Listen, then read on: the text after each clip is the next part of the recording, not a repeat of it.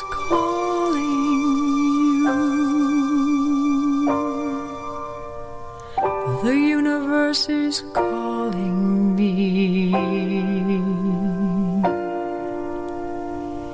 It speaks both day and night. It's full of dark and light.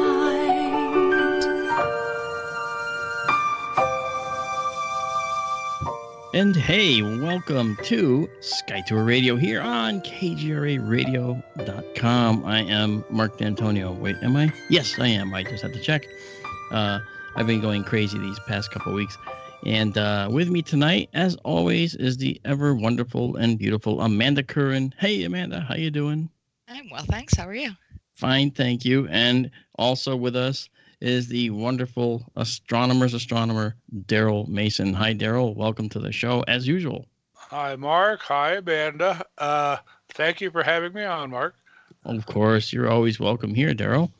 Tonight I figured we'd pay homage to our own Amanda because I had asked Amanda because I was tied up with a Navy project for the last 2 weeks and still working on it, as a matter of fact.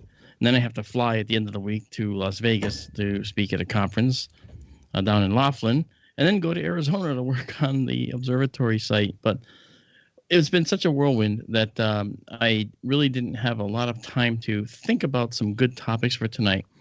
So I actually asked Amanda and so forth, hey, could you come up with a few things? Just think off the top of your head. And she produced this amazing list of things to talk about tonight. And that's what we're going to do in part. I do have my own little pieces in here, though, Amanda, so I hope you don't mind. But for the most part, this is a show that was built by Amanda. How about that? That sound good? Well, there were just a few headlines I thought sounded interesting, and I thought maybe if you did too, you could tell us about them. Yeah, so I picked the ones that I'm very familiar with, and we'll go through them. And if Daryl's familiar with them, then obviously he can jump in at any time because he is part of Sky Tour Radio. Better believe it. There we go. I love that. See, I love that. Yay, Amanda. Thank you. That's right. Well, wait. We'll see how it turns out. See if everyone else is as interested as we were. Yeah, no, that's fine. I just think it's pretty cool, and I'm really pleased that you came through in a way that I just honestly wasn't sure that you might, because I didn't give you a whole lot of time. And you turned right around and produced a whole bunch of opportunistic, or should I say, wonderful topics that are timely, very quickly. So I was like, I'm really happy with that. You see what, and Daryl, you know this. See what a couple of years of being a co-host of an astronomy program can do for you. You have an eye for this stuff, right? And she just sees it. So anyway, enough of those things. I just wanted to mention, before we actually get started, a couple things. Sky Tour Radio is a wonderful place for you to come and listen to the astronomy that we talk about. We talk about astronomy and exoplanets and occasionally UFOs and so forth because, of course, as MUFON's chief photo and video analyst, I love to look at videos and photos of UFOs and potential UFOs. I also am very hard on the data, and so a lot of people get mad at me because I didn't say, yes, that video you took of that bug was a UFO. And we can prove it's a bug and even tell you which kind it was, actually, depending on the wing beat frequency. But that's a whole nother show. Anyway, but Sky Tour Radio is one half of what we do. The other half is called Sky Tour Livestream. And those of you that are frequent listeners know that Sky Tour Livestream is a clear night observatory here. And we're running it here in northwestern Connecticut under a nice starry sky. And on clear nights, we will stream to the world and bring you the wonders of the deep sky. Now, coupled with Bill New York Skywatcher, who's our esteemed producer, he does wide field meteor shower coverage. And then we have Keith and Paul, who do the P&K space imaging, which is a wonderful lunar and planetary stream. And all three of us are on astroimaginglive.com. Okay, that's the domain that we have, and then we have all of our streams there. But we're also on Facebook. I have a Facebook site called Sky Tour Livestream on Facebook, of course. And we have the channel Sky Tour Livestream where you can subscribe and hit the bell. And guess what? You'll hear Amanda and Daryl there many times as well because they're also the co-hosts there as well. So see, we're creating quite a little brand name, I guess you'd call it, for Sky Tour. Everything Sky Tour. And at the end of the week, when I go to Vegas and do my talk in Laughlin, I'll be following that. I'll be in Arizona because Sky Tour Livestream is opening another observatory. This one here in Connecticut will remain, and we'll have one now in the Arizona desert.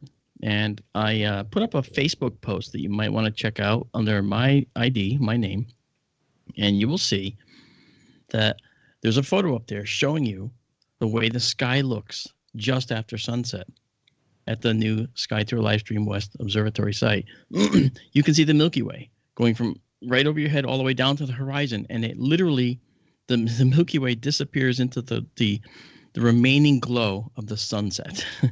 Okay, so you see the red sunset on the horizon with the Milky Way streaming down into it. So that's how dark it is there. And we're going to talk about that just a little bit more. Now, I didn't check to see if our call lines are available tonight, but if they are, and we'll tell you when they are, the number is 855-472-5483. That's 855-472-5483. Okay, so 85 KGRA live.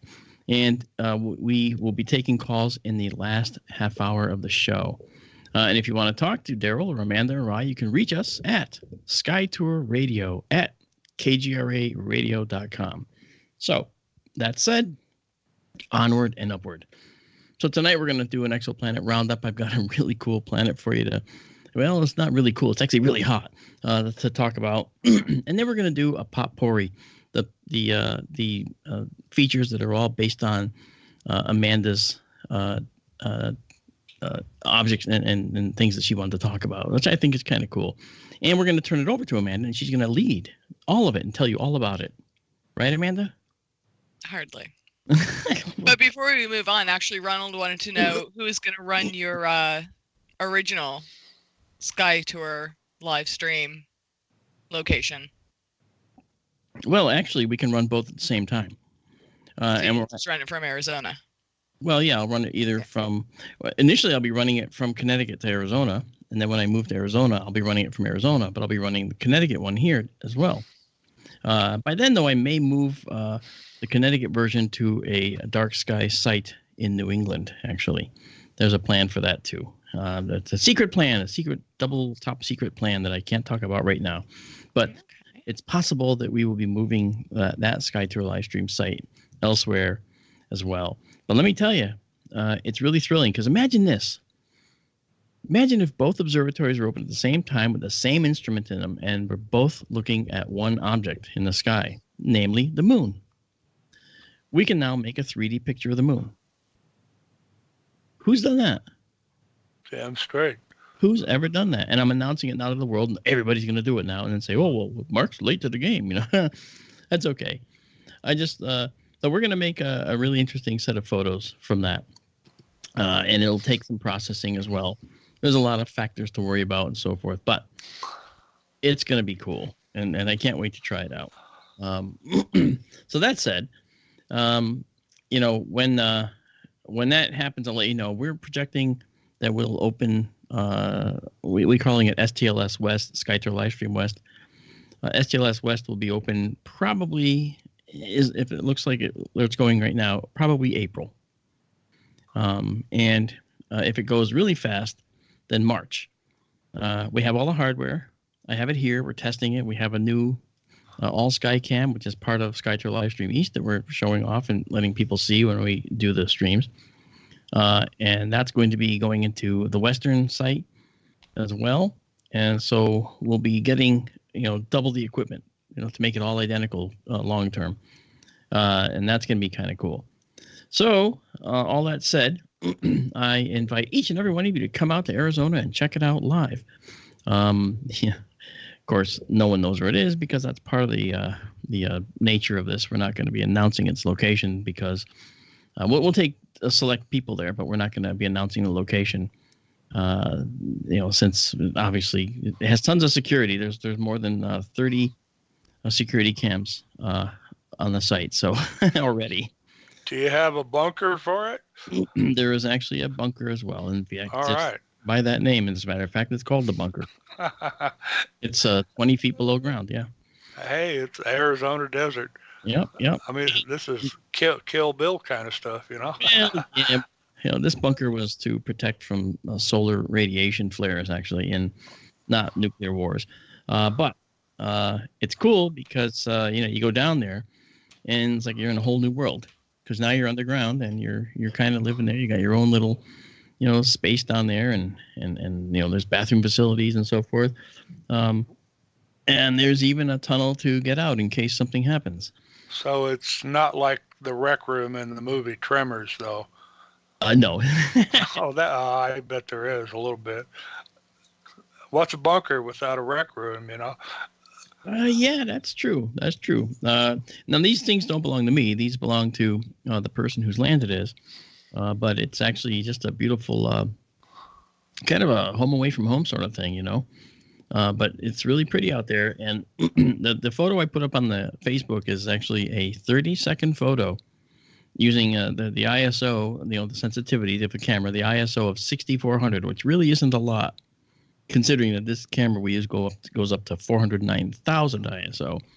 Okay, but we used 6400 and took a 30-second photo, and you'd be astonished when you go to Facebook and look at this. You'll be able to see this amazing Milky Way, and I could barely see the orangey remains of the sunset on the horizon, and I could see the Milky Way already. But when I took the photo, I was unprepared for just how much Milky Way came through.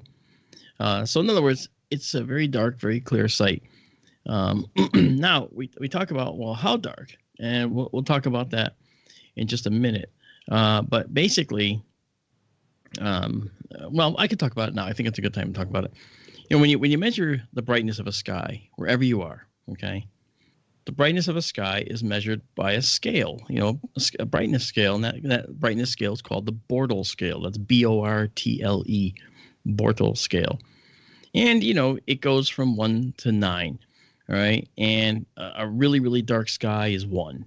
Okay, brown is a 2, blue is a 3, dark green is a 4, light green is a 5, orange is a 6, red is a 7, and white is 8 and 9. Okay, 8 to 9.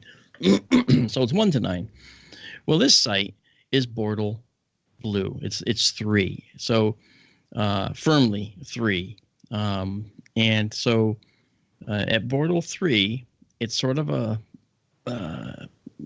it's a compromised location because we had to compromise between having absolutely no technology available, no infrastructure, no internet, no cell phone service, which we could get if we went to a Bortle 1 site, over there. And just go further. If we went just a little bit further west, we would end up in a Bortle 1 location. But we'd have no internet, we'd have no cell service, we'd have no way to broadcast to the world. So we couldn't show SkyTour Livestream live. Okay? We could only take videos and then upload them later. And that's no fun. Part of the fun is seeing all the stuff live, right? So, but this is a Bortle 3 site, meaning that it's literally, it's not a 1, it's not a 2, but it's a 3. It's just a beautiful site. It's an excellent compromise because we have full internet. We're off the grid with solar panels giving us all the power we need. But we do have a full internet with upload speeds that are the same as here where I am. And we do, in Connecticut, we do a successful stream as well. And so with the upload speeds, which is what you need for these things, we actually have a beautiful numbers out there too. So that's fantastic. So that's the Bortle scale, and now you know what to expect. For those of you with Facebook, check out my Facebook post I put up just earlier today that shows a photo taken, and you'll also notice in that photo that besides the orange of the sunset and the Milky Way over your, going up from the horizon to over your head, you also see lights because all the exterior lights at this location were on. And still, the Milky Way was just supremely visible. So it kind of gives you an idea both of air clarity, okay, and the the seeing. Actually, when you look at this image, we measure sky by something called seeing and transparency, something Daryl knows very well. And the seeing is how shaky the atmosphere is, and the transparency is how clear it is. So you can have a night where the stars look just beautiful. They're just little pinpoints. They don't seem to be moving much. But you also can see that as it can also be a bad thing if the atmosphere is not relatively clear. If there's a lot of water vapor in the atmosphere, you might end up with very poor transparency. Okay. But if there's convection cells moving lots of air around, then you'll get stars that are twinkling a lot, and that's bad seeing. Welcome to Colorado. I get beautiful transparency here, but the air coming over the Rocky Mountains and dumping down onto the plains causes terrible seeing like you would not believe. You mean when you're getting air coming over the Front Range? Oh yeah. Okay, so the Front Range is, of course, the mountains that are, before the bigger Rockies in the background. So yeah. Pikes Peak is 17 miles west of me. That's a huge weather maker here. Yeah. And that's the biggest mountain in this part of the state. Now, let's just be clear here. Okay. Pikes Peak, okay, in the cartoons, people show Pikes Peak as this long spike sticking out of the ground. All right. And you saw cartoons where they're racing up Pikes Peak and they just go around and around and around and around up this long spiral, almost like they're going up a gigantic cone. But in fact, Pikes Peak is a true mountain. It's not this steep peak thing that you see in the cartoons. Well, there's more to it than that. Yeah. No, I mean, there's certainly places I wouldn't want to fall off of. A place up there called the Bottomless Pit. I mean, it's like a 2,500 foot deep hole. Well, then that's got a bottom. Yeah. Yeah.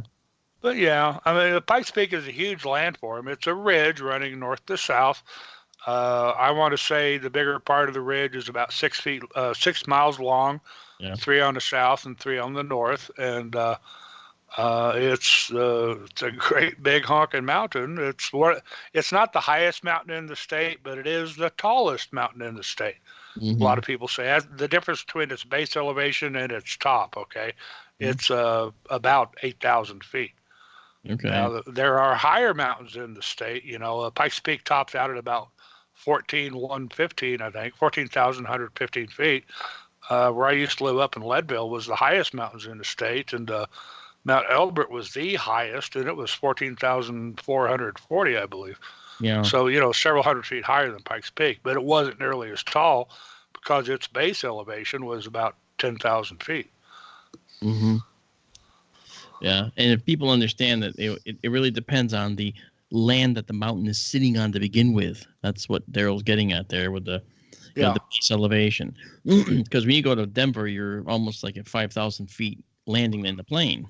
Yeah, mile high city. Yeah. I'm over 6,000 here. Yeah, so you're not much different than Denver, really, where you are.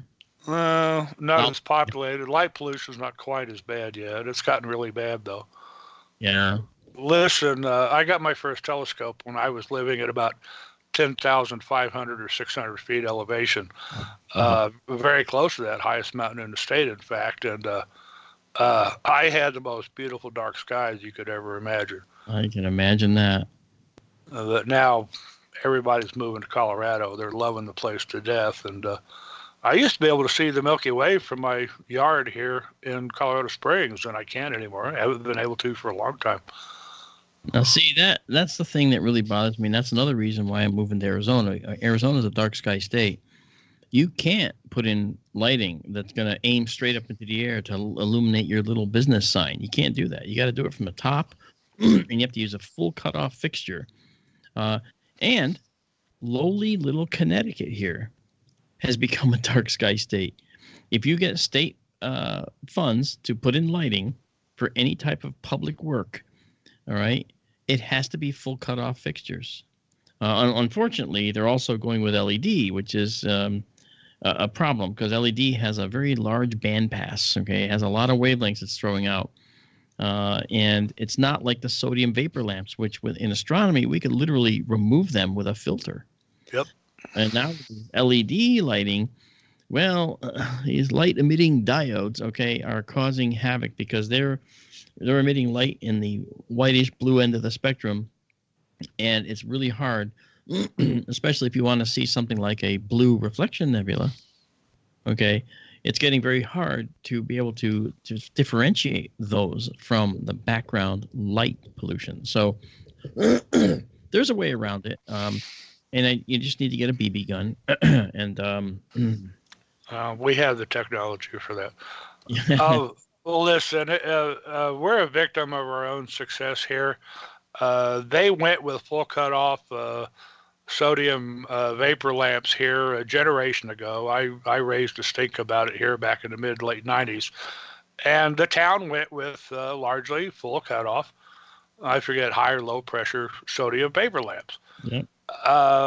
But now with the advent of LEDs, as you say, LED lighting, all my neighbors are lighting up their properties like prison yards.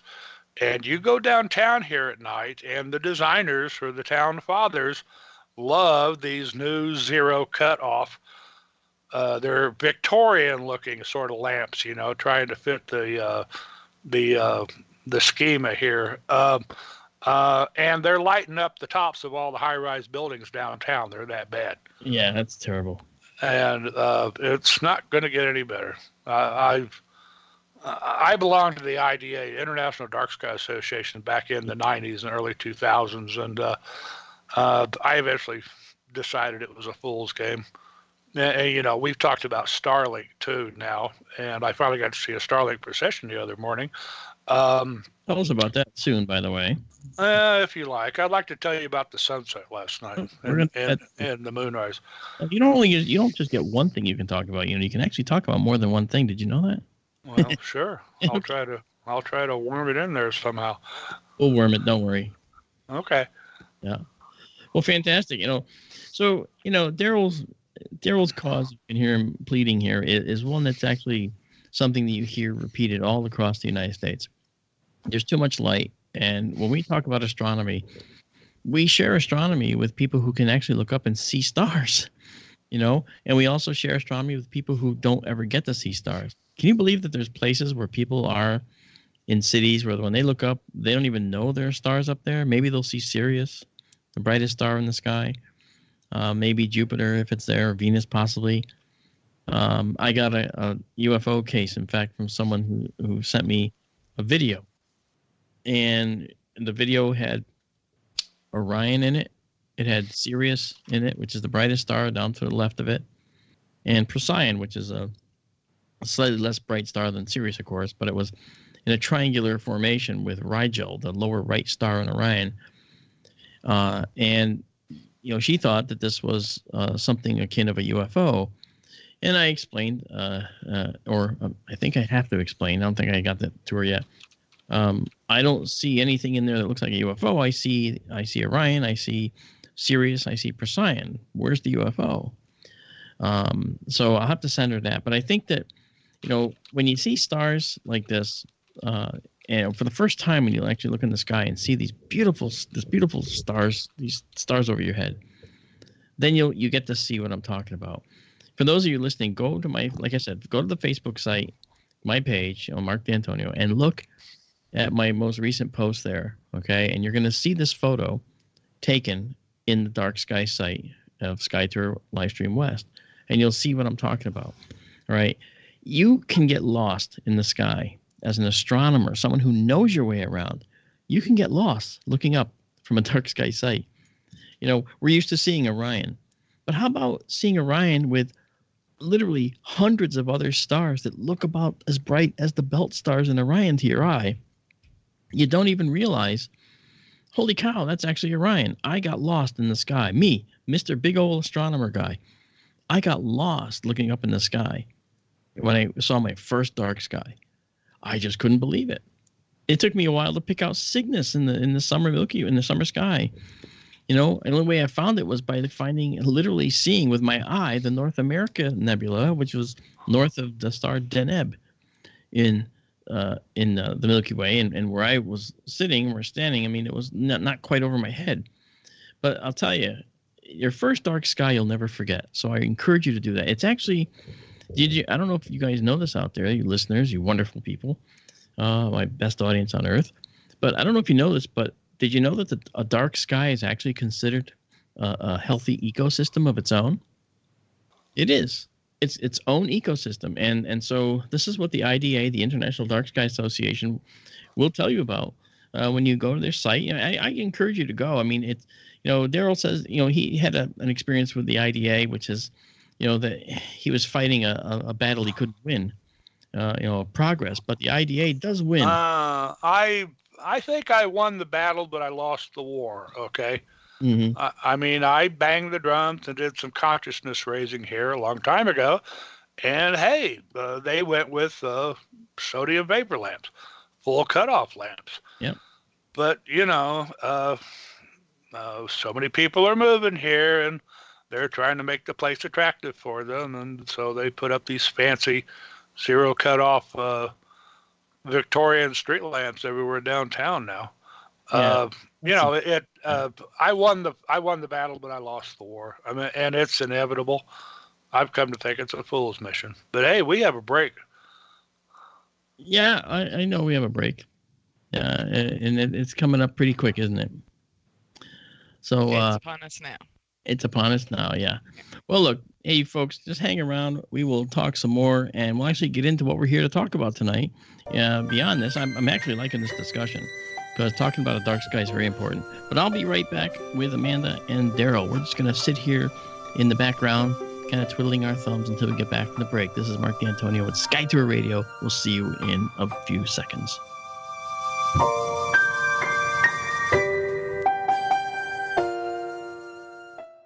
Why is it we're not very good with our health regimen until it's too late? We don't put oil in the car until the engine blows up. When the body's out of balance, your health is not so good. Give your body some love. Log on to GetTheT.com. That's GetTheT.com. Try our Life Change Tea, which cleanses you from harmful intruders. A clean colon is one of the ways to bring the body in balance. We also carry organic supplements to help you get where you need to go. So do your body a favor. Log on to GetTheT.com. That's GetTheT.com. You can even visit our sales page to save some dough. Does anybody call money dough anymore? Anyway, if you're looking for short, helpful health tips, go to YouTube and punch in Health Matters Now. That's Health Matters Now.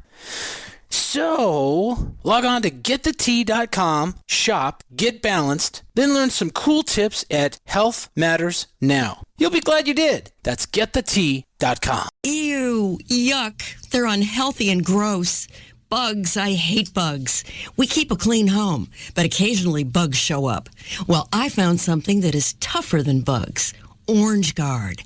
From contact, it kills bugs.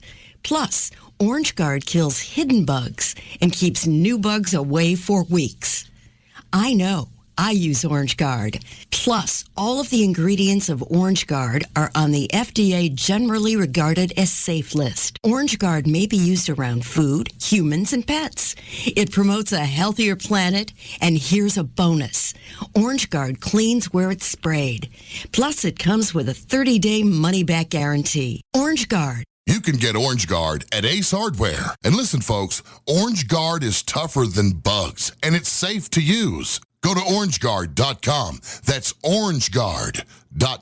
What UFO convention are we going to this year? We're going to the Laughlin UFO Mega Conference February 15th through the 22nd. I went to their website, LaughlinUFOMegaconference.com, and confirmed we're going to see the best speaker lineup ever offered. Yes, the greatest gathering of scientists, researchers, and experiencers ever assembled in one place and time. 39 great new presentations over 8 days. And all at the lowest cost, including 3 social party meal nights with drinks. The Laughlin UFO Mega Conference out contacts that thing in the desert. It out ancient histories, that alien con job. And it out internationals, the International UFO Congress, bringing us 9 speakers from out of the USA this year alone. 8 days in Laughlin, February 15th through 22nd. The best speaker lineup ever. Incredible disclosures. Lowest cost for the best event. Go to LaughlinUFOMegaconference.com. That's LaughlinUFOMegaconference.com. Register now. Mainstream media's most wanted. KGRARadio.com. And it's amazing. Through the whole break, all we did was talk about the stuff we're going to do, and Amanda had some great comments, and Daryl, and I even see we have a question that came in. I mean, you know what? You guys are fantastic out there, and you know what? I really love my co-hosts here, Daryl and Amanda. You guys are great. Or shall I say Amanda and Daryl, because Daryl will yell at me for not putting Amanda first, and I understand that because she was the first. Hey, I'm old-fashioned. Ladies first. I agree with that. That's very true. So I take my spanking with a healthy helping of chivalry. So I'm okay with that.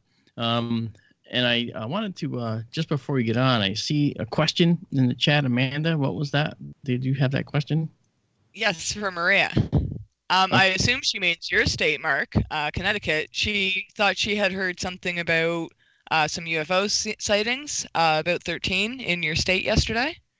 Had you heard anything about that? Do you know anything about that? I haven't. I have not seen any reports for what happened here in Connecticut. I do know, however, that I am, and you know why? The reason is because I'm getting reports from people who are seeing Starlinks. Oh yeah. That would make sense, yeah. Oh, and you know what? And the other thing I got to send is I got to show you guys a photo, and everybody, all of you listening, when I say you guys, I mean everybody. I took a photo of the Running Man Nebula in SkyTour live stream the other night, just testing out the new system, and I got just the most amazing view I've ever seen, most amazing. And I showed them to Daryl. Daryl saw them ahead of time. And one of the stack images actually has a consecutive set of bright dots on it. And it was a long time exposure, yet there are separate distinct flashes that made little dots all across the image. Now, if you look at that, you might be tempted to say, wow, you caught the Starlink satellites. But keep in mind that satellites are moving in the sky, and they would leave a trail. Okay? So we didn't see a trail. These were just separate dots, consecutive dots that were not stars. And so what we saw there was a satellite that was spinning, and it was flashing every spin. And I took an exposure of 1 minute, and you could see about 10 to 20 separate little flashes, dink, dink, dink, dink, all the way across the exposure as it moved across the sky toward the east. I thought that was pretty cool, because I immediately thought, Starlink? No, can't be. Unless the Starlinks are made to spin, and they have a side on them that flashes, and if so, I could have seen an entire set of Starlinks, but they wouldn't all flash identically at the same time. No, you just saw a tumbling or a rotating That's right. rocket body or satellite. I watched 10 Starlinks a couple of mornings ago, and there was a train of like 30 of them coming. And I bothered to watch about 10 of them. It looked it was the first procession of Starlinks I've seen. Each one, it was 5:50 in the morning, I think, before sunrise, of course. Each one popped into view from out behind a verse shadow, right under the star Denebola and the tail of Leo the Lion. Mm-hmm. And each one of them headed up toward the Big Dipper and then the Little Dipper. Steady lights, they weren't terribly bright. There was about one a minute. Hey, after 10 minutes of it and it's cold, really cold outside, I was in hard winter dress. I've seen enough. I eventually came inside.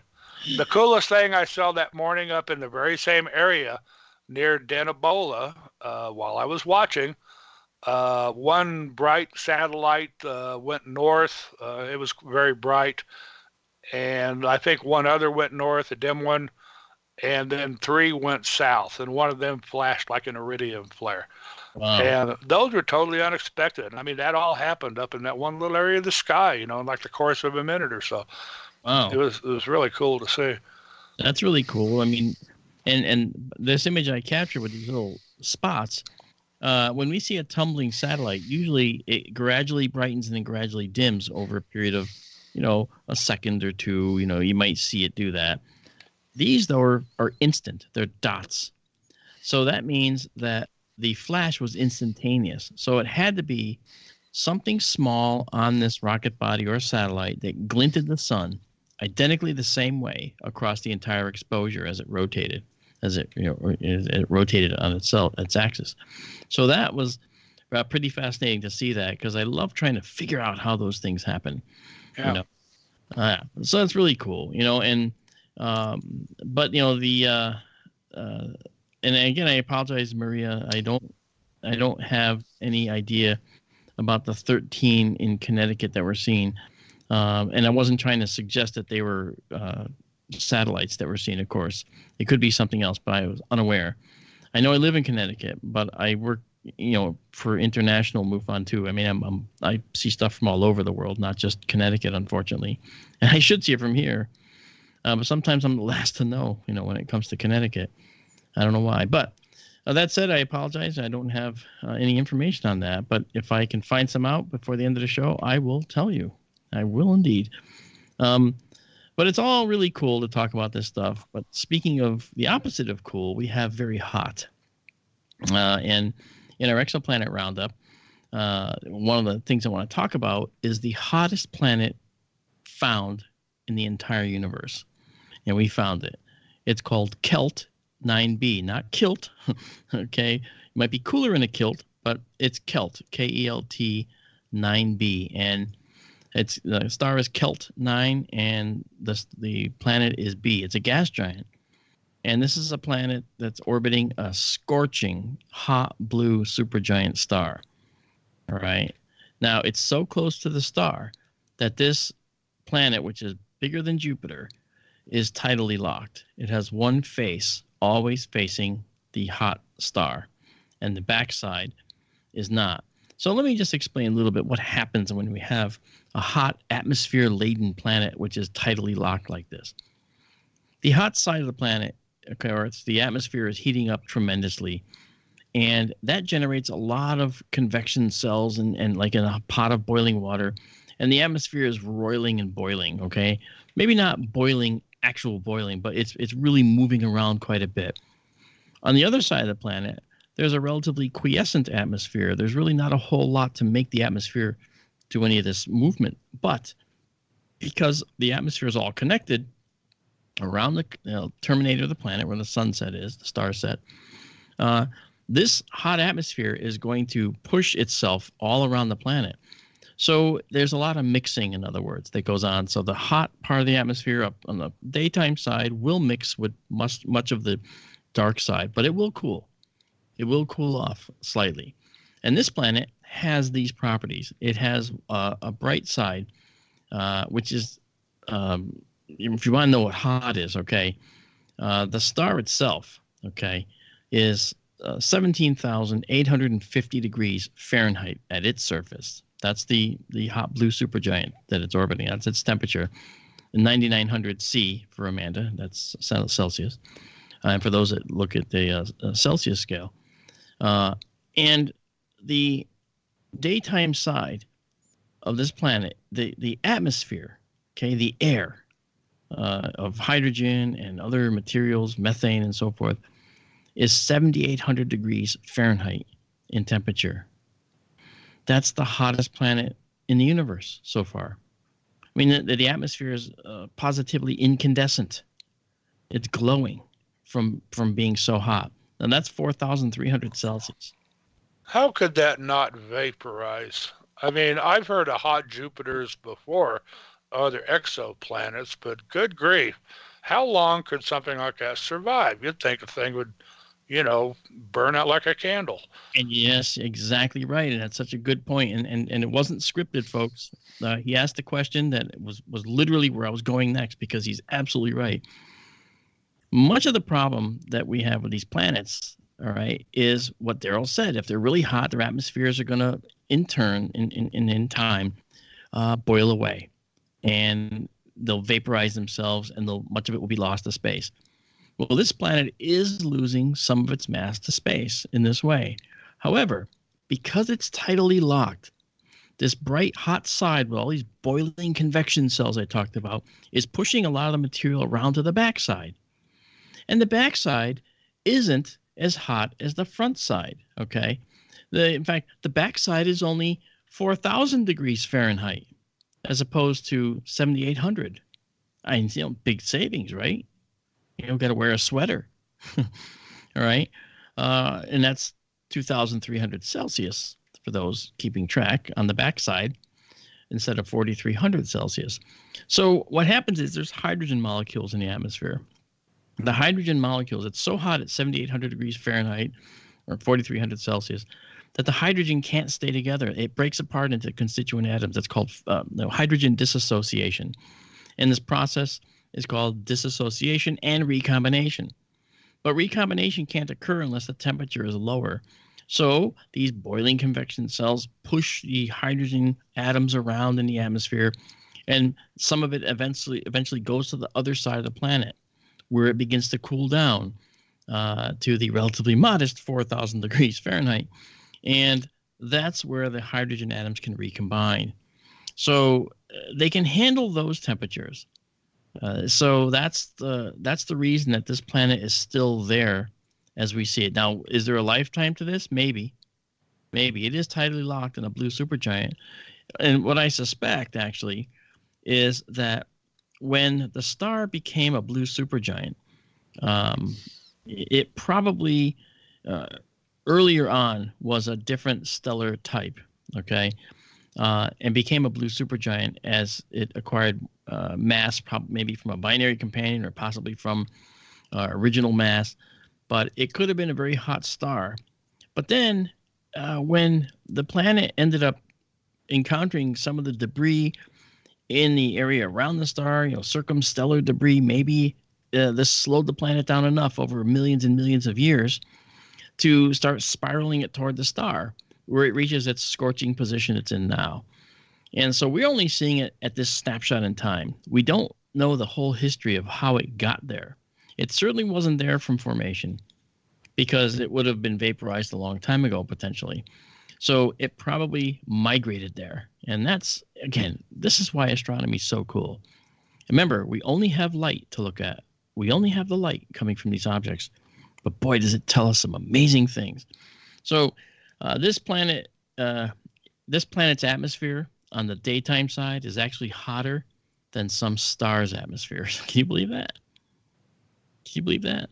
It's hotter than the daytime and nighttime side of this planet's atmosphere is hotter than the surfaces of M stars, the cooler stars that we know.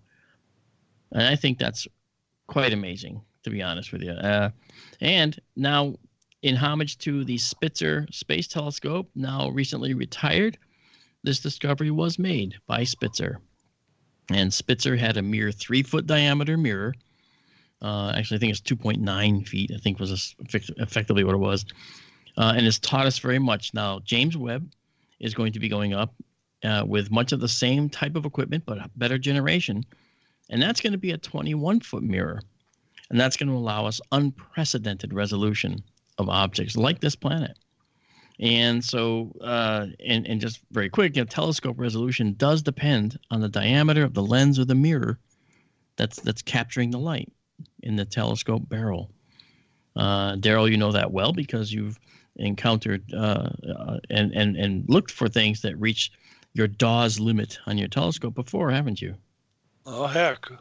I'd settle for a 3-foot mirror or whatever it was, much less a 21-foot mirror. Yeah, if the astronauts ever go up and kind of bring it back, can you kind of work it over toward Daryl's house, please? Yeah. You never get it in the door, though. You got to put it upright and then kind of pull it in. Think about these mirrors, though, in these telescopes is they're designed to go up in a rocket. But once deployed, free of the gravity, that changes things. So you got to understand that this is why mirrors that have these facets, they're hexagonal segments that kind of go together like the James Webb. We can't launch one massive rocket that has the James Webb mirror fully deployed. We have to have, there's 2 wings on the James Webb that fold back, and they take a chunk of these hexagonal mirrors and fold them back in a little triangular package. So you have some on the front and 2 on the sides in each side. And then that opens up and connects and closes once it's in orbit. And that limitation is the diameter of the rocket. We can't fit anything in between beyond a certain diameter. And I think the diameter is just over 8 feet or 9 feet or so.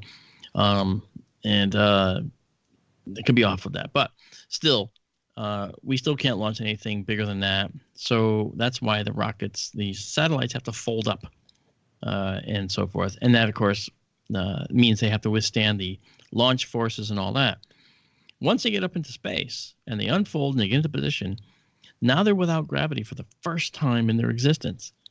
So you can imagine how difficult it is to engineer something, a spring assembly, a solar panel assembly, that once it opens up and locks, that it works fine in zero gravity, but it could never be tested fully here on the Earth. It had to work right the first time, but only after being off the Earth. Now, when I worked on a satellite project, it turned out to be the Google Earth satellite. I was building models of this for a very big company down in Virginia. These were high-end engineering models, and I visited this site in Gilbert, Arizona, where this was being built. And I visited that probably, 9, 10 times, and over the course of a few months. And I ended up seeing the solar panels being tested. And there was this extremely elaborate simulated zero-G setup for these solar panels to be unfurled with no pressure on the hinges as they opened. It was just an amazing sight to see how they did this.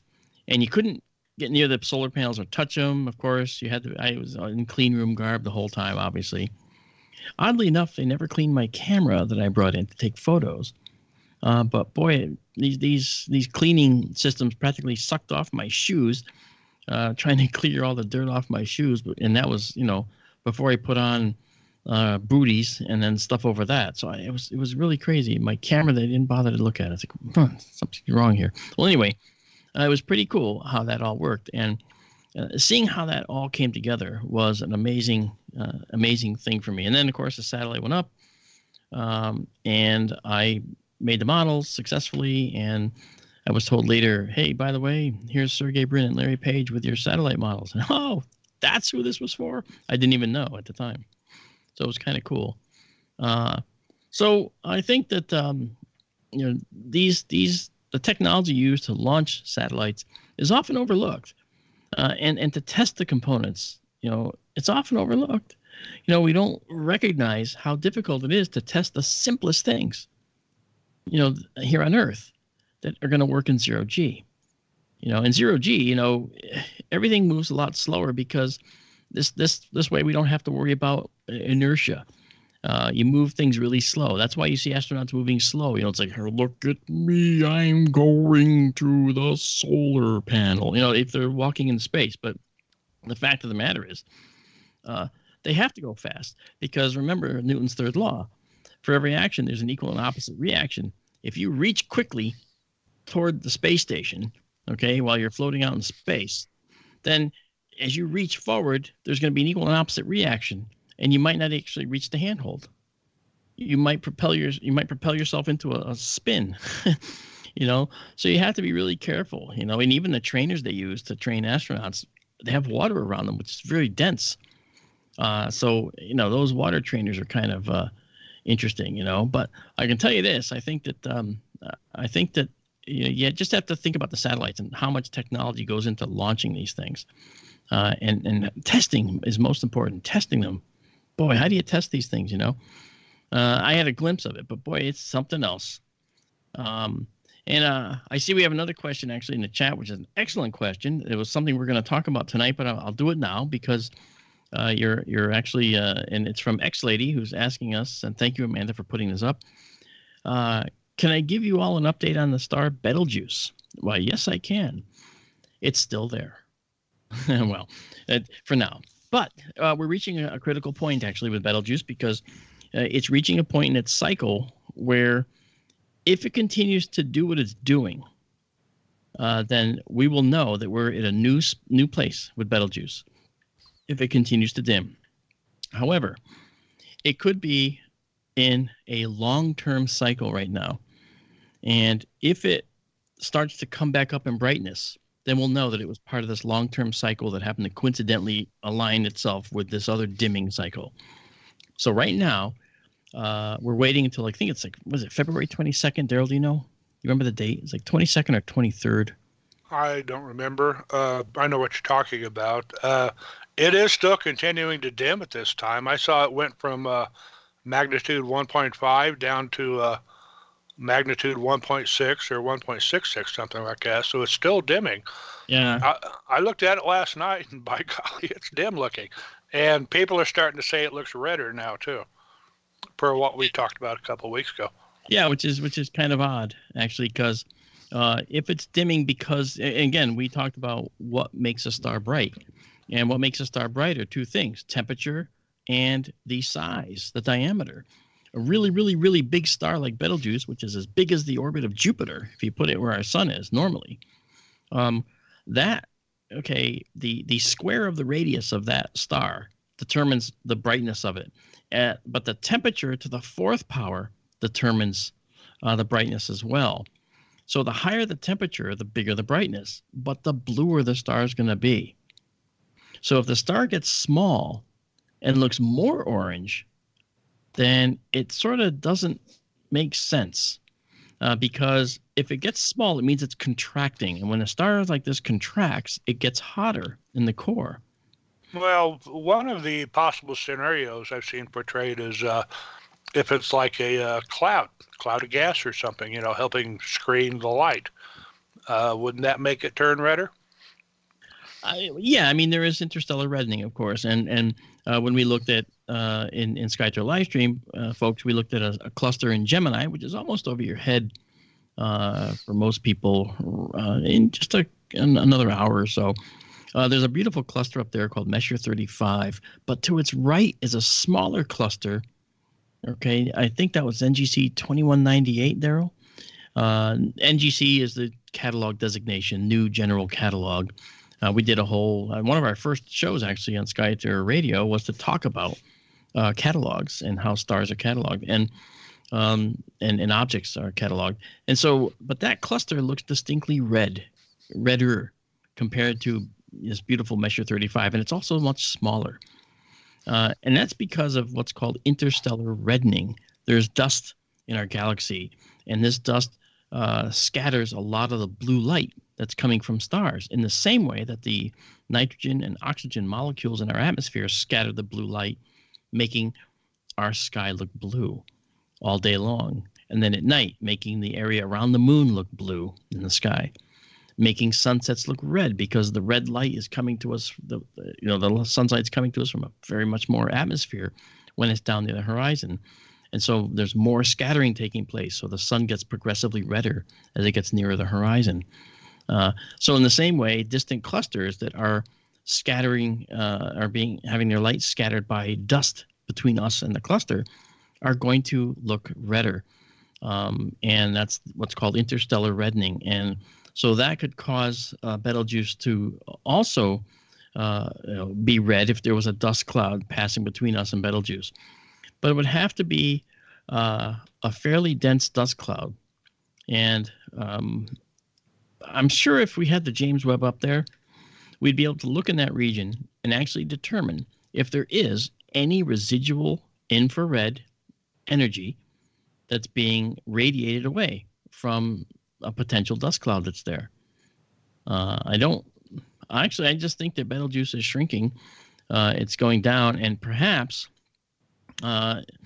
it's not as evident that there's a color change. I mean, we should probably check out and do what's called a B-V on Betelgeuse now, and try to figure out what's really going on with the color of Betelgeuse. I don't really know. It doesn't look redder to me, I can tell you that. But you seem to think it is, Daryl, or somebody said it was. Daryl's there. He's on mute. Daryl's there. Hi, sorry. It was really red last night. All right. It was dim too, but yeah, I understand what you're saying. And I saw other people here in the last day or two say that, yeah, it continues to dim. Like I said, it's dropped again from 1.5 to 1.6 something magnitude. Yeah. It is different in Aldebaran, and some people said they thought it looked redder. Mm-hmm. Yeah. Well, it could also be that, it depends how they're looking at it too. If they're just looking at it with their eye, I don't know that they could make such a determination. Maybe they can. Okay, it depends on their eyes. But if they take photographs of it, if it's actually smaller, and they take a shorter exposure, then it will look redder on the exposure. It depends how they took the picture. If it was a picture, it depends how they're looking at it. Is it if you look through a smaller telescope, colored stars, their color tends to be more intense than if you look at them with a larger telescope. You get a more saturated image with the bigger scope, and it looks brighter and maybe not as colorful. Right. That's why there's always that too. Yeah, and in SkyTour live stream, many times we'll actually, and folks know this. I'll take a picture of what are called carbon stars, which are very red. You love those red stars, Daryl. You always say, "Look at that really red star." Oh yeah. And they're carbon stars. They have a surface with a lot of carbon atoms on them. It's a part of their evolution. And when the stars are in that particular state, then that red is extremely vibrant. And to take a good picture of it, if you take a time exposure of a long period of time, then you're going to get a star that looks a bright orange. But if you take it a lower exposure, the red is absolutely beautiful, deep red. It's gorgeous. And we'll talk more about that gorgeous red when we come back here on SkyTour Radio. Thanks for hanging with us. And this is Mark, and I'm speaking for Daryl and for Amanda when they say, hang on, we'll be right back with SkyTour Radio on KGRA.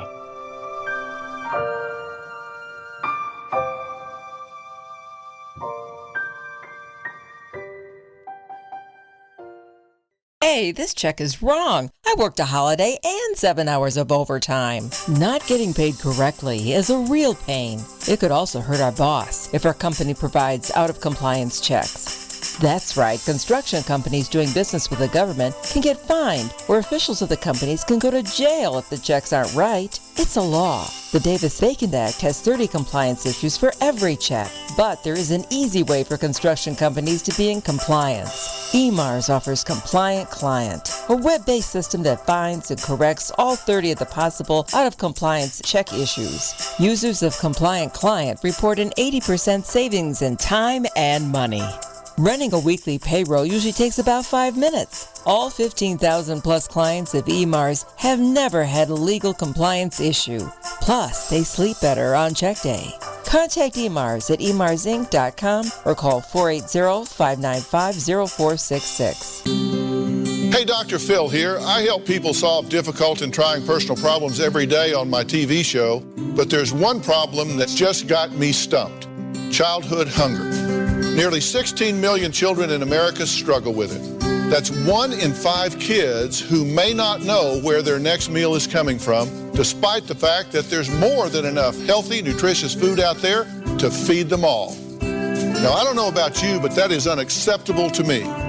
Luckily, the Feeding America network of good people is out there collecting surplus food and giving hope to hungry children and their families at local food banks all across the country.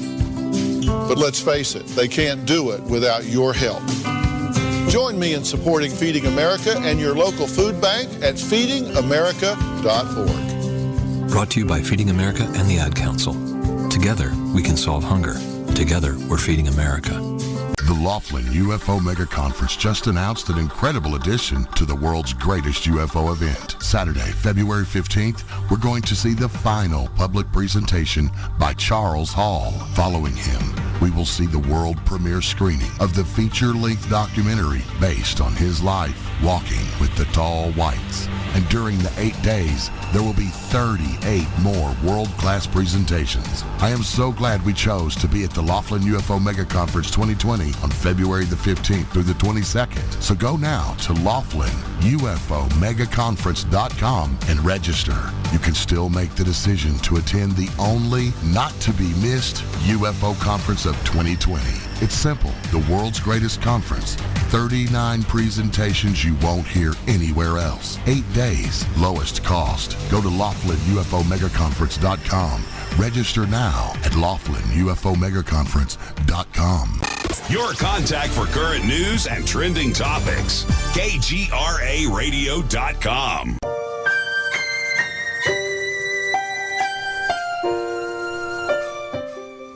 Hey, welcome back to KGRA Radio. This is Sky Tour Radio. I'm Mark D'Antonio. We have Amanda Curran and, of course, the effervescent Daryl Mason. Oh, please. Yes. And we're like Alka-Seltzer tablets, plop, plop, fizz, fizz. Oh, Amanda's the fizzy one. Look at all the moons there is. I just sit here and glower, okay? That's funny. So, you know what? Coming back, I just want to say, if there's people that have a problem in the chat with sound or whatever, please do take the advice of people that are telling you the right answers to help you there. If you need to get a different browser, get a different browser. Don't sit there and complain all the time, because that just doesn't do anybody any good. We love to have you. We love to have you here, but try to be a little proactive and find solutions, because technology isn't perfect. We're actually also carried on Spreaker, TuneIn, and TalkStream Live. So there's always options for you if Discord's not working. Yeah, and Discord has its issues. A lot of us understand that. And in fact, I can't even get the KGRA chat up on Discord, so think how I feel. I can't see any of your questions. I have to get them from Amanda, who managed to figure out how to do it. And I'm really happy you did that. So thank you very much, Amanda. I'm on it. I know you are. You are on it, indeed. And so I wanted to just say now, moving along, what I wanted to do was to take us out to Saturn now. I mean, we talked about this beautiful hot planet. It's really hot, man. It's a hot planet. Hottest planet in the universe. And now we're going to move on. It turns out Saturn has a new ring. Did you know that? Daryl, did you hear about that? No, I didn't. Aha! Something Daryl doesn't know. Okay. It's fun when Daryl doesn't know something. I get to tell him, yeah, It turns out that there is actually a ring that, again, found by the now retired Spitzer satellite, the Spitzer Infrared Telescope in orbit. This new ring is far beyond the existing ring system and far beyond the outer tenuous rings of Saturn. This one, actually, if you're familiar with Saturn's moon Phoebe, it's a little asteroid, probably a captured asteroid. It actually orbits at an angle to the rest of the satellites. It's elevated at an angle, I think 20-something degrees elevation. And its orbit is tracing out this circular orbit around Saturn. And it's actually at this angle that apparently it's been losing particles over time. And it's created this ring of icy and dark material. All right. And so astronomers that have found this, looking at the Spitzer data, think that Phoebe, which is moving through the center of this ring, is probably the source, as I just mentioned. But the thing about this, which is interesting, is that Phoebe, like the new ring, is rotating in the opposite direction around Saturn than the other rings and moons of Saturn are. Now, you hear me saying rings are rotating around Saturn? Yes. I mean, the rings are actually made up of small, tiny little particles. If you think of each of those as a moon, but a very small one, they're going to orbit Saturn too, or else they'll fall into the atmosphere, which is actually happening. Saturn's rings are going to dissipate over time. Did you know that? I think you knew that, Daryl. Yes. Yep. And so that said, this outer ring is made of very, very tenuous, low-density material, probably from the moon Phoebe, as I said. But something else has turned up now. Because of this new ring, one of the major astronomical mysteries of the Saturn system, the Saturnian system, has been likely solved. And it is the way that Iapetus, one of Saturn's moons, looks. Iapetus has a very bright side, and the other side is dark, as if it ran into like bugs on the windshield, like running into stuff as it's orbiting. Well, it turns out that Iapetus is actually orbiting in the opposite direction, the normal direction that the other moons are going. And it's in that ring. It's in the inner edge of this new ring. So Iapetus has been plowing into this material for however many millions and billions of years. And so it puts this dark ring material from Phoebe, this dust, onto Iapetus' surface. And this dark area is called Cassini Regio, because that was Cassini that found it. And because Iapetus sits near the inner edge of this ring, it's like, wow, the dawning light was that it was clear that Iapetus is actually striking particles that came off of Phoebe. So it's literally slamming head on into this dark ring material, and that gives it the dark side. Isn't that cool? I thought that's pretty cool, because it's nice to solve a mystery once in a while, And that reminds me, when I go to Laughlin and speak this next week, my talk is going to be on astronomy, but it's going to be where science fails. The things that science, does explain, and the things that it can't. One of the things that it can't explain, for instance, is why galaxies, their stars all rotate at the same rate, like a solid disk. We would think that we've talked about this here. We would think that the stars near the middle of a nucleus of a galaxy would go faster around the nucleus, like Mercury goes faster around the sun because it's closer, and that stars farther out into the disk, like where we are or where other stars are farther from us, would go more slowly and lazily, like Pluto, meandering around the sun over several hundred years.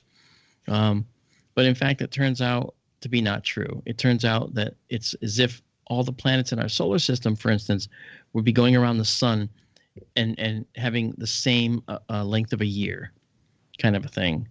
The farther out you go, the faster they would move. That's not what we see, because Newtonian kinematics tells us that that's not how it works. Yeah, we see that in a galaxy. So my talk's going to be expressly talking about where science falls down, where we can't explain things. And it's actually going to talk about the origins of the whole concept of dark energy and dark matter. Okay, so there's a little teaser. If you're going to be at the Laughlin Mega UFO Con, look for me there. Tell me that you heard me here on kgradio.com, and you get a huge prize of me shaking your hand. It'll be wonderful. So, but taking us back a step, taking us back to our planet, we look up in the night sky and we see these beautiful stars. We talked about Skytrail Livestream West and the beautiful night sky and the Milky Way there. Can you just imagine what the sky looked like, I don't know, say in the 1600s? Oh, I don't know, maybe in the region of Connecticut or Colorado or Arizona, that was what we know now as those states, or maybe anywhere in Europe. Can you imagine what the sky actually looked like? You'd see the sky of the ancient Babylonians, where they could actually see a night sky that was just amazing. I mean, the only light they had was from fires that they lit, and those don't carry very far. So I really wish there were places on the earth that we could see this type of sky. I've seen it a couple times. When I was going to Maine every summer to work on a fishing trawler with my cousins, I would actually go out to sea with them at 2 a.m. And we'd go to the fishing banks and we'd trawl around all day, come back late in the night. Well, when you're out there, you can't see your hand in front of your face. And when you turn on a flashlight on the boat, it's so bright that it's, turn it off. And yeah, I'm holding onto the mast here, this trawler, looking up, going, look at that sky. I mean, the clouds were literally dark against the stars. And it fooled me. The first time I saw it, I didn't know what I was looking at. The clouds are black, And when I looked at the sky, I thought, wow, I can see why, seeing where the sun is, in what constellation the sun is, I can see why that would be important to people, because it dominates your view. We don't have that now, so we have trouble understanding where astrology came from. But, where the sun is in the constellation determined a lot of characteristics and qualities of life earlier in the ancient times. And the sun goes through what we call a zodiac, the zodiacal constellations, and they're And in no certain order, Libra, Cancer, Aries, Leo, Pisces, Scorpio, Taurus, Sagittarius, Gemini, Virgo, Aquarius, and one more, Capricorn. Yeah, I think I got them. Well, again, they're not in the right order. But you can see wherever the sun appears in the constellation, people would ascribe certain happenings, certain events to where the position of the sun was. And they translated that to the types of people that were born under certain signs. So this segment's called, Hey Man, what's your sign? Okay. And it has to do with an appreciation of an extremely dark sky and why it influenced us so much, and why astronomy and astrology were connected so much at the hip in the early days. Back then, astronomy was mixed into astrology and was sort of considered the same science, yet it's not a science at all, astrology. It's a pseudoscience. There's no proof that astrology does any of the things that it purports. And as someone who's hard on the data, I reserve, an open mind. I'm willing to accept the possibilities that there might be some influences, but you're going to have to prove it to me. Yeah, and asking me to prove it's not true is not the same as you proving it is true, because you have to prove it is true. So just remember that. Anyway, now, astronomy, again, was a visual art way back when the constellations were thought of. Okay, those are those points of light, those are stars, and no one even knew what stars were. They just knew that they were the persistent lights in the sky. So you could see how the mythology of the constellations, which I think is something Amanda really loves when we talk about on Sky Through Livestream, we talk about constellations, and I'll sometimes bring up the patterns of the constellations and the myths and so forth that she likes, and we'll talk about those. She does, I know, and it's great. But when we look at the science now, it comes out to be that when Copernicus and Galileo discovered that the universe was not Earth-centered but sun-centered, okay, that caused problems, because now they were actually able to tie physical observations to actual objects in the night sky that were no longer mysterious to some degree. And when Isaac Newton discovered the physical laws governing their motion, this created the beginnings of astronomy as a science. And from that point forward, after Newton, astrology and astronomy split, never to come back together again, although many people still try. And now, for instance, when we talk about their signs, okay, people say, if you're a Libra, you think this particular way, quote unquote, or that particular way, quote unquote, or you're compatible with this type of person or that type of person who's this type of star sign. Well, guess what? Big reveal here. Your astrological sign is very likely not correct. Okay? And one reason your sign is likely wrong, and I'm going to tell you right now, all of you who think you're Scorpios, you're probably not. I'll bet you're Sagittarius, and you don't realize it. And here's why. Actually, they're going the other way. Huh? I said, actually, they're going the other way. If you think you're a Scorpius, you're probably actually a Libra verging on a Virgo. They're moving east to west across the sky over time. Did I actually have that backwards? I think you did. Where the tropics are, okay, we still call them the Tropic of Capricorn, the southernmost at the time it was formulated, and the Tropic of Cancer in the northern sky at the time. But because they're precessing, they're moving east to west over time. And, well, if you were born in what people say, you're in the sign of the Scorpion, that precession in the intervening thousands of years since this was all formulated for astrology, it's actually precessed from Scorpius into Libra, and you're probably right about on the line between Libra and, I'm sorry. You're right. Okay. That's the next point. Actually, this point I'm making, I'm not wrong about, but I'll tell you what I mean. Okay. I wasn't trying to say that you're not correct about what you're saying. You're talking about the precession of the vernal equinox, aren't you? Well, but I mean, that's what causes your sign to not be what you think it is. That's one of the things. Yeah, I mean, the Tropic of Capricorn, for instance, which back in the day was the southern limit of the tropics. Nowadays, the sun is lowest, down about a constellation and a half to the west. Okay, but Sagittarius and almost Scorpius. Yeah, my point's a little bit different though. My point is one of the reasons your sign is probably wrong is by looking at how long it takes the sun to go through these different zodiacal constellations. Okay, that's the first chunk here. Okay, the sun takes only 5 days to pass through Scorpius. It takes 38 days to go through Taurus. Okay, so if the sun travel time through a constellation determined your sign, we'd have very few Scorpios relative to Tauruses.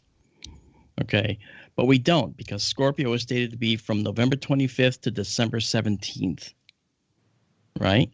But the problem is that since the sun takes 5 days to go through Scorpius, it means that many Scorpios are very likely the Sagittarius. Explain 5 days. Do you mean when the sun is actually in Ophiuchus, not in Scorpius? Correct.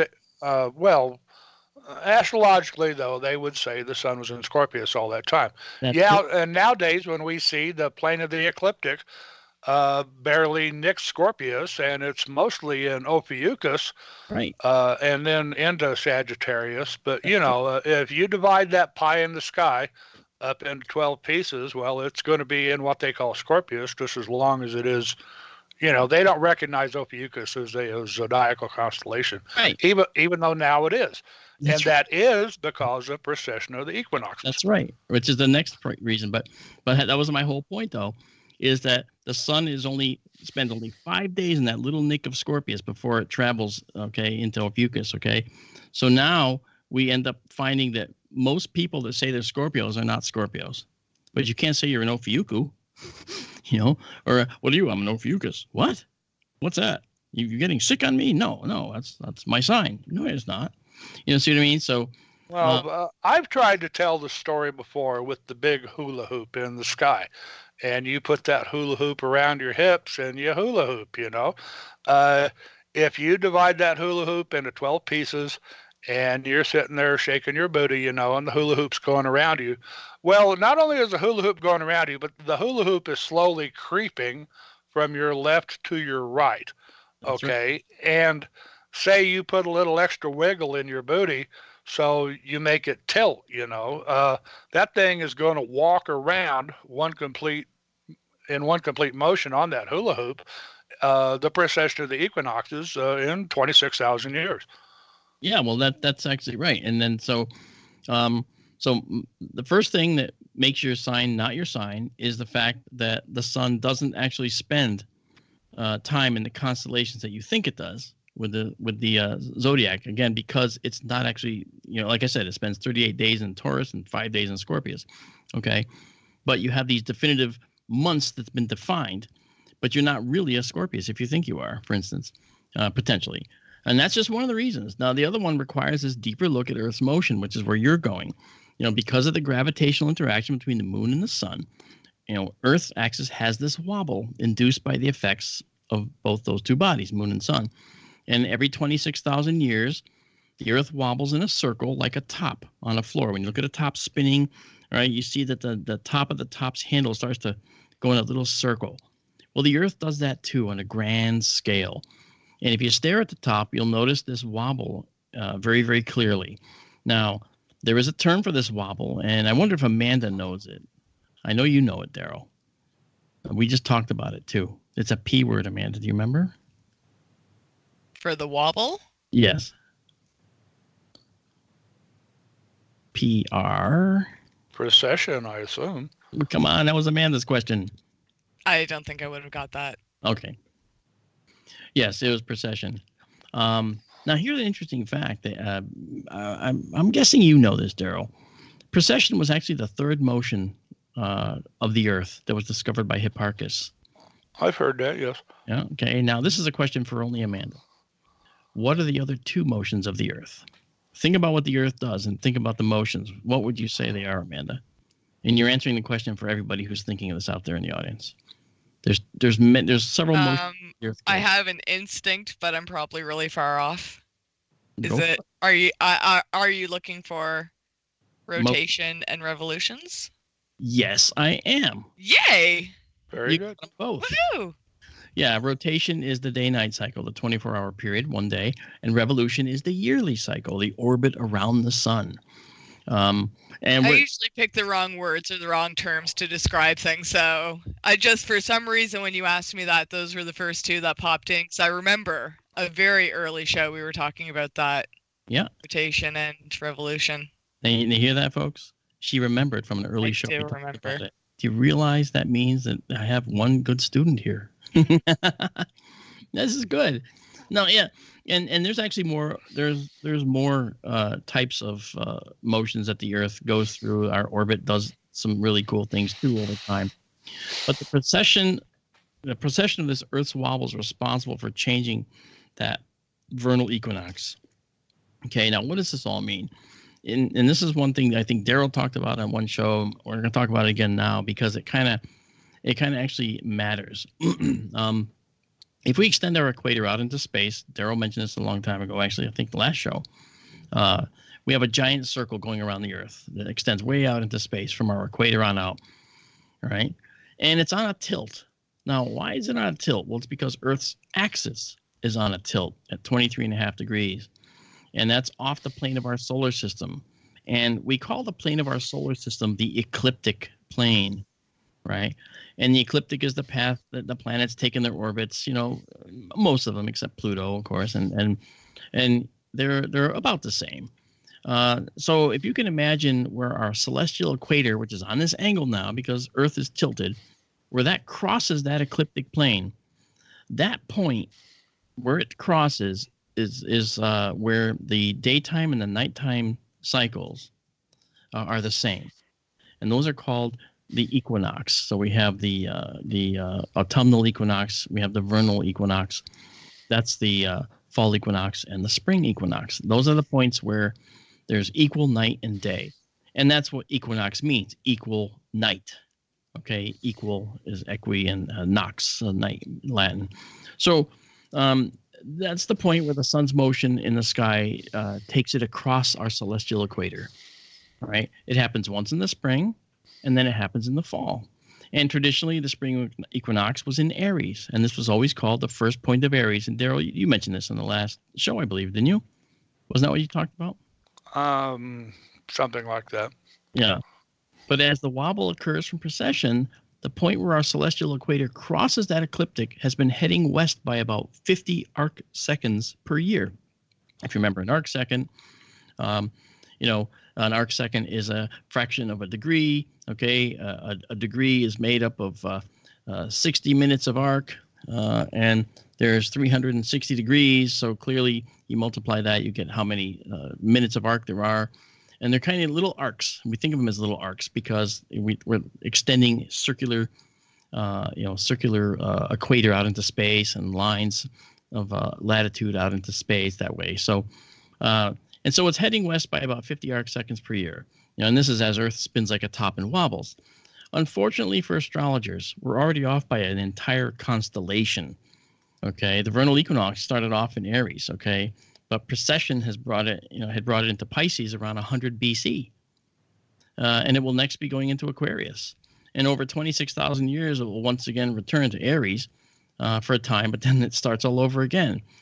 So you can see how your astrological signs really have very little meaning in the world of astronomy, because when we look at the actual facts and what all this means and what it means to talk about astronomy in this regard, well, now we know that it's not going to be something that really matters after all, right? Can I add something to that? I want to try to carry the hula hoop analogy a little bit farther. Right now, hula hoop, man. Right now, okay, what? Up Gemini and almost into Taurus is presently the northernmost constellation where the sun and all the planets run on that hula hoop. But due to precession, 12,000 years from now, that same place, let's call it Gemini, is going to be the southernmost constellation in the zodiac. As that whole thing walks that wheel, that hula hoop around the sky over the course of 26,000 years. Well, what is now the farthest north is going to be the farthest south, half a orbit from now, half the term of precession. Yeah. Well, Scorpius is going to be farthest north, and Gemini is going to be farthest south. Yeah. Okay, well, now here we have to take a break here shortly, but I actually do want to say, if any of you have questions about this or any other thing you want to talk about, you can reach Daryl, myself, or Amanda at SkyTour Radio. Is it SkyTour Radio at kgraradio.com, I believe. SkyTour Radio at kgraradio.com. And we also will be taking calls when we get back. And that number is what is it now? It's the number we want to call. It's 855-472-5483. That's right, 855-472-5483. That's 85-KGRA Live. So if you want to talk to any one of us, do give us a call. And we will be right back after this short break. I'm Mark with Amanda and Daryl. Talk to you soon.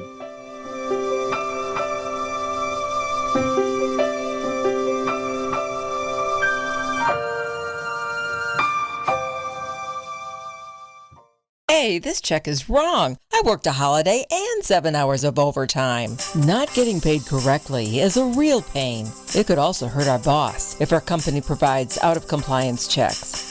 That's right, construction companies doing business with the government can get fined, or officials of the companies can go to jail if the checks aren't right. It's a law. The Davis-Bacon Act has 30 compliance issues for every check, but there is an easy way for construction companies to be in compliance. EMARS offers Compliant Client, a web-based system that finds and corrects all 30 of the possible out-of-compliance check issues. Users of Compliant Client report an 80% savings in time and money. Running a weekly payroll usually takes about 5 minutes. All 15,000 plus clients of EMARS have never had a legal compliance issue. Plus, they sleep better on check day. Contact EMARS at emarsinc.com or call 480-595-0466. Ew, yuck. They're unhealthy and gross. Bugs, I hate bugs. We keep a clean home, but occasionally bugs show up. Well, I found something that is tougher than bugs. Orange Guard. From contact, it kills bugs. Plus, Orange Guard kills hidden bugs and keeps new bugs away for weeks. I know. I use Orange Guard.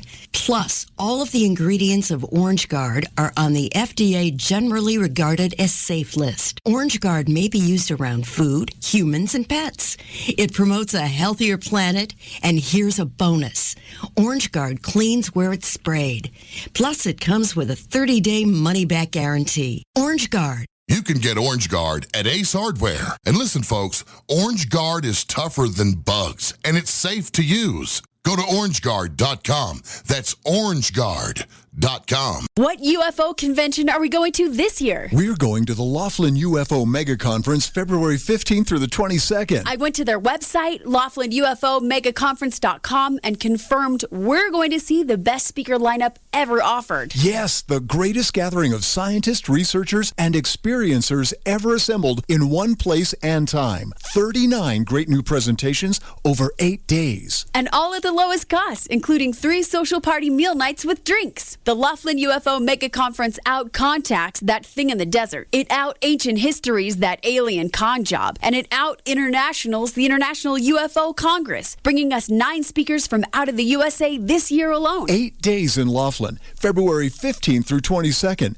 The best speaker lineup ever. Incredible disclosures. Lowest cost for the best event. Go to LaughlinUFOMegaconference.com. That's LaughlinUFOMegaconference.com. Register now. Hey everyone, this is Nick Redfern and you're listening to Sky Tour Radio with Mark D'Antonio on the KGRA network, and so are the Men in Black. You listen to us, and we listen to you. And so does the CIA. KGRARadio.com.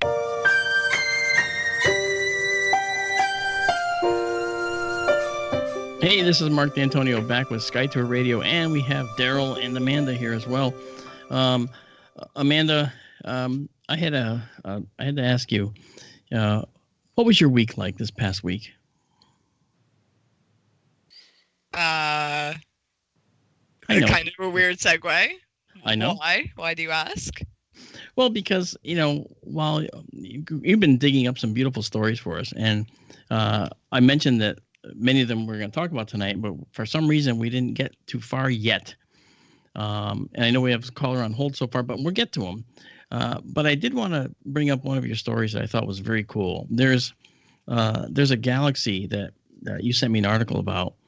And you guys remember, those of you listening, you remember the morphology of galaxies we've talked about. There's different classes of spiral galaxies. Some are very tightly wound. Some are very loosely wound. And then there's barred spiral galaxies that have these longer nuclear bulges, these longer nuclei. And then there's spiral arms off of those. Those are called the barred spirals. Our Milky Way is a barred spiral, actually, as it turns out. And then there's elliptical galaxies, which have no apparent form at all. Well, there's one galaxy, they're spherical to elliptical in shape. There's one galaxy called the Cocoon Galaxy. And for those of you who want catalogs, it's NGC 4490, NGC 4490. It's 25 million light years away, which is not too far away comparatively. And this galaxy has been found to have 2 nuclei, right? So, it's classified as a barred spiral, but the fact is it has 2 separate nuclei that are inside the middle of the galaxy. And the weird thing is, you can't see the nuclei together in the same view. In order to see these nuclei, you actually have to use an infrared telescope to see one, and then a visible telescope to see the other. You can't see both of them in the same view. It's really cool, and it's a neat galaxy. I don't think we've ever looked at it, Daryl, in the Sky Tour live stream. But it would be kind of cool to do so, I think. But we'd only see one of them. That's right. We'd only see the visible light. Yeah. Yeah. We would only see the one that we could see. Yeah. Believe it or not, folks, there's another one there that you can't see. That's right. And then the question is, what's causing this? Well, it looks like that this galaxy is a late stage collision of 2 galaxies. So maybe our Milky Way will look like this someday when the Andromeda Galaxy collides with us in several billion years. I think that that's probably going to happen. We might end up with 2 nuclei, one from the Andromeda Galaxy and one from our own. Now, there are going to be 2 supermassive black holes competing for attention in the nucleus of each galaxy, so those 2 things are going to be at play as well. So I think that's a really, really interesting story, and I want to thank Amanda for bringing that to us. The other thing too is, and this is sort of an odd way to get to it, but Daryl had an observation that he made the other night, and during the break he thought there wasn't going to be time to get to it, but I want to make time because this is really a beautiful sight, and if you get a chance to see something like this, look for it. Okay, at sunset. And Daryl will tell you about it now. Daryl, go for it. I'm sorry to put you on the spot, but I know you want to talk about this. Okay. Well, hi, everybody. I'm the observer, okay? I don't take pictures through digital cameras. I just go out and look at stuff in the sky. I go out at sunset every evening when it's clear. And if it's clear, I go out several times over the course of the evening. And I usually wake up early, so I go out and look at the morning sky, too. Last night, I went out and watched the sunset. Sunset at 5:28 p.m. here. It was a beautiful, clear, warm day. A lot of the snow we got had melted. I watched the sunset behind the mountains, and Venus popped into view almost instantly up in if you look, go out after sunset and look up in the west-southwest, about halfway up in the sky. You will see Venus. It's unmistakable. It's the brightest thing up there. It's the 3rd brightest thing in the sky after the sun and the moon. So anyway, I'm enjoying the sunset. And some sunbeams happened below the Earth's horizon, behind the mountains. There were probably a few clouds over there somewhere below my horizon. But, they cast sunbeams across the sunset sky, and it was really pretty. Well, I turned around and I faced 180 degrees away from the sun and the sunset because last night was a full moon. Last night was a super moon, you might have heard. That's right. Not that you could really tell by looking, but it was pretty for everything else considered. And I saw a couple of other things. Now, if you look to the east, right after sunset, you will see a pink band of light come up, rise slowly over the horizon. This is called the belt of Venus. Now, this is the division between day and night as the sun drops below our horizon and night comes up, okay? You'll see this pink band, the belt of Venus, and above the pink band, the sky will still be blue. And when the belt of Venus gets high enough, then you'll see a darker blue-gray under the pink belt. Now, that is night, okay? Well, you probably heard me say before that a true full moon happens at what's called opposition, when the moon is 180 degrees across the sky from the sun. During a full moon, during an opposition, sun sets, moon rises. On the other end of the sky in the morning, well, the moon sets, the sun rises, okay? That's when the moon is truly full. Well, anyway, I'm facing east-northeast away from the sun. The belt of Venus comes up, okay? And then all of a sudden, these sunbeams that were visible behind my back to the southwest, they're called crepuscular rays, is their technical name, sunbeams like that. Now, you may have seen this before, that if you face directly away from the sun at sunset, you will see what looks like dark beams in the sky, like they're the opposites of sunbeams, okay? These are called anti-crepuscular rays. Now, I hate to drop the science words on you, but an anti-crepuscular ray is the shadow of those clouds or mountains, whatever caused the sunbeams in the west. Good conditions, you can see these dark beams go all the way across the sky, and then they converge 180 degrees from the sun. This is the railroad track effect, of perspective. So here was this beautiful pink belt of Venus, and all of a sudden, these dark beams came out and making this anti-sunburst design up in the sky. It looked like the Arizona flag, I think they're blue and yellow sunbeams on the Arizona flag, or if you remember what the Japanese battle flag looked like in World War II. It wasn't just a red dot in a white field, it was a red dot with red slashes, diagonal slashes coming out of it all over. Well, it's the same idea. That's what was up in the sky. And the full moon was right dead in the center of it where all the beams were converging.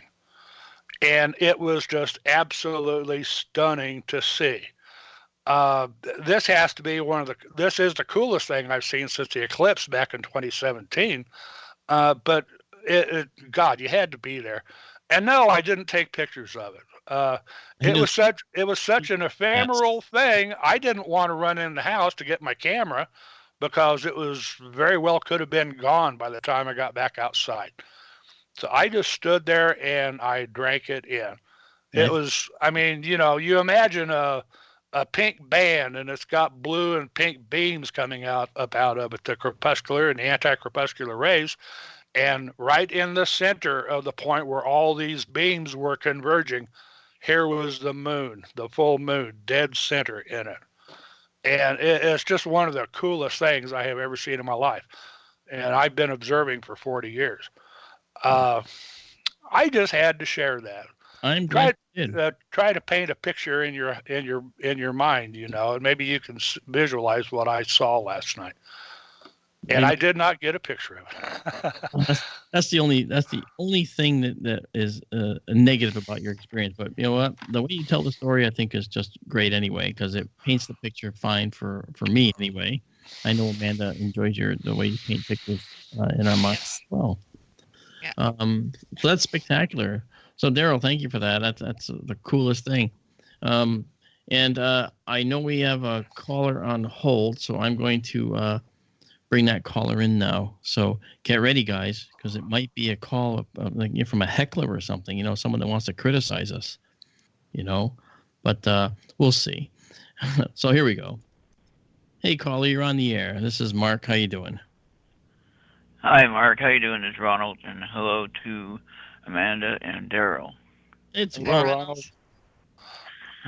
How's it going? You're all over the universe tonight with the conversation with the different topics and everything like that. I had a few things in mind. The last one you just talked about the galaxy. Andy shared a picture on Facebook about a galaxy within a galaxy within a galaxy, and nobody knows why. Yeah, usually, if you're asking why something like that happens, typically it's from collisions. Where galaxies, sometimes more massive galaxies, will literally eat up a smaller galaxy. And the picture of this galaxy we talked about tonight, for instance, it has these two nuclei in it, which is crazy because it seems like, well, galaxies only have one nucleus. Why does this have two? And again, it's probably because we're looking at the late stages of a galactic collision. Now, the galaxies in the universe, they move at the speed of slow, obviously. But the universe has time to kill. It's okay. It can take billions of years for things to happen, especially at these large scales. So, when you see a galaxy that looks like it has another galaxy in it, especially you're talking about the ring type galaxy that we're referring to, correct? Like it looks like it has a ring in it. Yeah. There is the outer ring, like the Saturn rings, like you were just talking about as well, and then it has the outer ring. Then it has a center galaxy part, and it has another galaxy that's like off in the distance. It almost looks like. I don't think they're all connected in that sense, but it might be just an after or a background view of looking through the center of that open sky of the ring. Portion of that galaxy. Line of sight. Yes, that's what he means. Yeah, line of sight. Thank you. But what's interesting? We're seeing these things as snapshots, Ronald. But if you could actually produce a simulation, which people have actually, of how galaxies change their shape after collisions. In fact, you can actually download for smartphones and on the computer, get galactic collision simulation, and you'll actually see how some of those features you're talking about show up briefly in the simulation.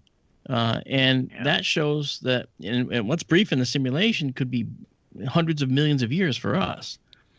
And so for as long as we live, that galaxy will look like this, has this ring in it, a ring of stars with nothing connecting it to the nucleus, which is what this galaxy looks like.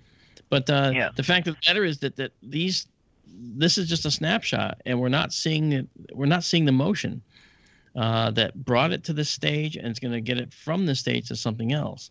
I'm guessing it's probably not a stable stage for the galaxy, and I think simulations could bear out the long-term product of the motion that's going on there, because we're certainly not seeing how the galaxy is moving through space itself.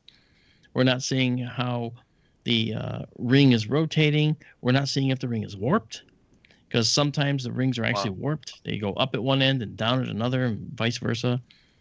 So there's a lot of ways in which the galaxy is moving. Ours too, and I think it's important to consider that. But it is a fascinating galaxy. Yeah. Now, another question. Quick question. On the Betelgeuse or Betelgeuse, however you want to say that name. Betelgeuse, yeah. We're seeing it how many years later? Like some thousands of years later? No. How far away it is? 700. Okay. And so it's possibly already gone, correct? That's right. It could have gone supernova already. And if it did at any time in the last 699.9 years, we won't know for another few days. Well, if it did it well, you see what I mean. I mean, in the past 700 years, if it went off, we won't see for 700 years, kind of a thing. If it went off right now, if it blew up now, we wouldn't know about it for 700 years or so. If it blew up 699.9 years ago, then we'll see it in a tenth of a year. We might see it, yeah. Yeah. Interesting. Because the light train is still heading our way. It's that train of light that's taking the signal to us. Yep. It's a red giant, right? So what would be the primary makeup of that star? Hydrogen and what? Well, okay, that star is going to have a hydrogen envelope. All right. Keep in mind, though, that before it was a red supergiant, it was an O-type star. All right. Probably an O9.5. That's kind of what we think, which means that it was a very, very hot, one of the hottest stars in the universe. And it burned through its hydrogen in just a few million years. And then it ended up in this red giant stage where it's been probably for only a few tens of thousands of years, actually. And like when Lucy, the first, Australopithecus afarensis was wandering around, if Lucy looked up, she would not have seen a red giant star. She would have seen a big star that's as bright as Rigel in the sky, maybe a little less bright than Rigel, but it'd be a constellation without a red star in it for sure. But now this red giant stage is relatively brief on stellar lifetime scales. And it's going to have everything from hydrogen in the outer envelope to helium in the core, carbon, nitrogen, oxygen, iron possibly in the core, most likely in the core. And there'll be some silicon, there'll be neon, magnesium stuff. But then there's going to also be a lot of chemical elements from the periodic table that were in the star when it formed. And they're still in there churning around. Wow. And part of the entire mix. Thank you. Thank you very much. I'll let someone else call in. And thank you, Amanda and Daryl. Great show when it's live and when all of you are here. Thank you, Bill, for the call and for the great producing tonight. And we will talk to you guys next time. All right. Thanks for the call, Ronald. See you later. Yeah. All right. So that was pretty cool. He did ask a lot of good questions. So if you have anything you wanted to add, go right ahead. Otherwise, I'm going to move on to something cooler. The galaxy he was talking about, I mean, that's the Ring Galaxy ride, assumed to be like a collision between two galaxies. And when the one passed through the other one, it basically turned the ring inside out to form the ring. Yes. Yep. That's the one that made the news recently, actually, that you may have seen. And I know that ring galaxies are really odd looking, but they are a stage of evolution in the galactic collision realm anyway, that's the understanding I've had. But I think that the objects we see in the universe can have many forms. And again, you have to remember, we're only seeing a snapshot, a little snapshot in time. And eventually we will see a change, but we'll have to kind of exist here for several more million years. And in that time, Betelgeuse will have gone supernova. There might be a beautiful supernova remnant in the upper left corner of Orion at that point. I really hope it goes when I'm still around, because I cannot wait to see Betelgeuse go supernova. I really, really want to see that. Remember supernova 1987A? Do you remember that? That was another one, guys, that was it was a southern only one. And when it went off, we actually saw the light echo of the light moving away from where the supernova took place. Just incredible stuff. But because it's moving such vast distances, the light echo takes a long time to move, because light speed is actually pretty darn slow. It's not the fastest speed, not the best way to travel in the universe, light speed, But and honestly, speaking of strange emissions, okay, this is another story that Amanda brought us, and I think is kind of cool because. And I titled it Strange Emissions, because every 16 days we were seeing fast radio bursts from this one particular location. Every 16 days like clockwork. Now, what is that? Well, remember fast radio bursts? We've talked about these. And it's common to hear about these now. They're really, really high power millisecond long bursts. They only last a tiny amount of time. And we don't often see repeating ones. We do, but their repetition is not on any kind of schedule. There's no what we call periodicity that you can use to define when we see a repeating fast radio burst. There's no pattern, but it's colossally large in amplitude, and it lasts only a few milliseconds. For it to be as big as it is as we see it means it has to be stupendous at the source. And what we think is that maybe that these very powerful neutron stars that have very, very high magnetic fields in some cases, called magnetars, it might be that these magnetars are causing these fast radio bursts. Now, that's one of the theories. We don't really know. I don't know if you've heard of this, Daryl. We talked about magnetars in the past. Yes. Yeah. Well, this particular magnetar, okay, in any magnetar, if it's embedded in a supernova debris remnant, okay, a supernova goes off, leaving this neutron star at its core, okay, not a black hole, but a neutron star, and if it's a magnetar, it's got a very, very high magnetic field, billions of times the magnetic field of the Earth, and if it's in that supernova debris, then these shock waves of the magnetar sending out this energy conspire to produce these very high energy bursts from time to time, and once in a while they do repeat. But until now, we didn't have anything we could set our watch by. Like you can set your watch by some pulsars, which blink at a very, very set rate. Now, pulsars do eventually spin down, but that spin down does take millions of years, if not more. So, but now we've got one, this fast radio burst. It actually goes off every 16 days. And we see it's like, wow, why is it going off like that? It's in a galaxy 500 million light years away. And it's the first known periodic fast radio burst that we found. And now the question was, what could cause it? And the answer is that it's very likely that we're looking at a very different kind of fast radio burst.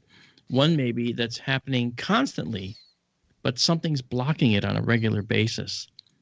And so now the prevailing theory about this particular 16-day blinker, so to speak, is that this magnetar / neutron star is a binary with a giant massive star that's orbiting with it. And this binary star, the larger one, might be eclipsing the neutron star as seen from the Earth, and so it regularly blocks the magnetar's burst that would otherwise be fairly constant for us. So that's kind of what's happening. And here's an example of where science is sort of failing. We don't know this is true. We're just saying, well, this could cause it. We don't have the technology to decipher what's really going on there. We don't even know what fast radio bursts are.